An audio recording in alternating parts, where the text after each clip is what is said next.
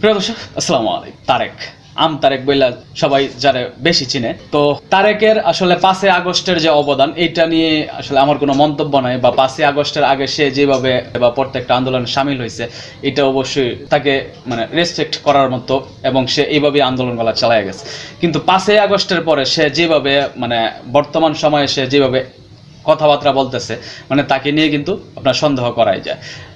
5 আগস্টের পর আপনার দেখেন এই দেশে কি মানে দুর্নীতি কে না করতেছে, কে চাঁদাবাজি না করতেছে, কে আপনার লুটপাট না করতেছে, কিন্তু তারপরেও সে শুধুমাত্র ছাত্র যারা এই আন্দোলনের স্টেক হোল্ডার ছিল, ঠিক আছে, যারা এই আন্দোলনকে মানে আপনার আগায় নিছিল, তাদেরকে সে পরিকল্পিতভাবে অ্যাটাক করতেছে। এবং প্রতিদিন আপনি দেখবেন সে ঘুমাতে উঠতেই তার ফার্স্ট একটা কন্টেন্ট সে আপনার সোশ্যাল মিডিয়াতে আপলোড করতেছে, সেটা হচ্ছে ছাত্ররা দুর্নীতি করতেছে, এই বর্তমান উপদেষ্টা যারা আছে তারা দুর্নীতি করতেছে, বর্তমান সমন্বয়ক যারা আছে তারা দুর্নীতি করতেছে।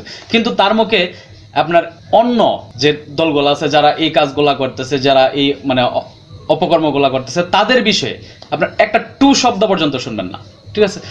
সে এই বিষয়ে তার কোনো মন্তব্যই নাই, বা সে এই বিষয়ে কোনো মতামত দেবে না। আপনার যদিও এই বিষয় নিয়ে তাকে কোনো মন্তব্য করেন, তার ফেসবুকে কমেন্ট করেন, ঠিক আছে, তার ইউটিউবে গিয়ে কমেন্টস করেন, সে দেখবেন উল্টা আপনারা গালিগালাজ করবে, ঠিক আছে।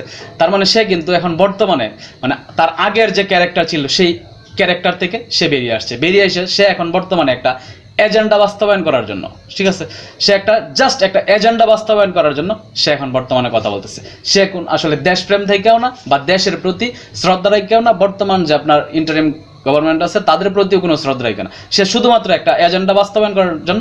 আর না হয়তো সে 5 আগস্টের পরে টাকার কাছে বিক্রি হয়ে গেছে।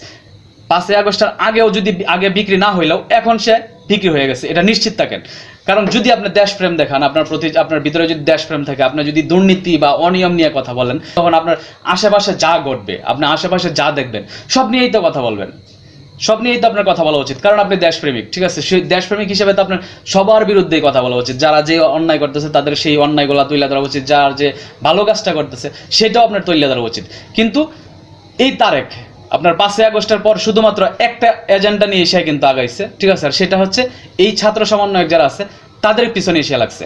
এটার পিছনে আপনার অনেকগুলো কারণ হইতে পারে। হয়তো তার ভিতরে খুব যে এই বর্তমান 2জন ছাত্র যেহেতু উপদেষ্টা পর্যায়ে গেছে, তাকে কোনো একটা মনে করেন যে অপশনে তাকে কোনো একটা উপদেষ্টা পরিষদের জায়গায় যেতে দেয় নাই, বা সচিবালয়ে কোনো একটা জায়গায় যাইতে দেয় নাই, এইটা তার একটা খুব থাকতে পারে। আর না হয়তো শুধুমাত্র সে মানে টাকার কাছে বিক্রি হইয়া এখন এদের পিছনে লাগার জন্য, এদের ভিতরে বিভাজন তৈরি করার জন্য, এদেরকে জনসম্মুখে আপনার কালপিঠ হিসাবে উপস্থাপন করার জন্য এই কাজগুলা করে যেতেছে, এটা নিশ্চিত থাকেন।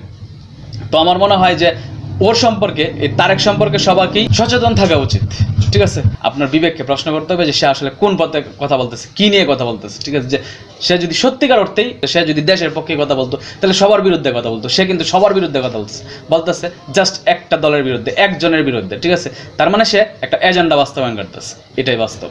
যাই হোক, এতটুকুই বলার। ভালো থাকবেন সকলে। আসসালামু আলাইকুম।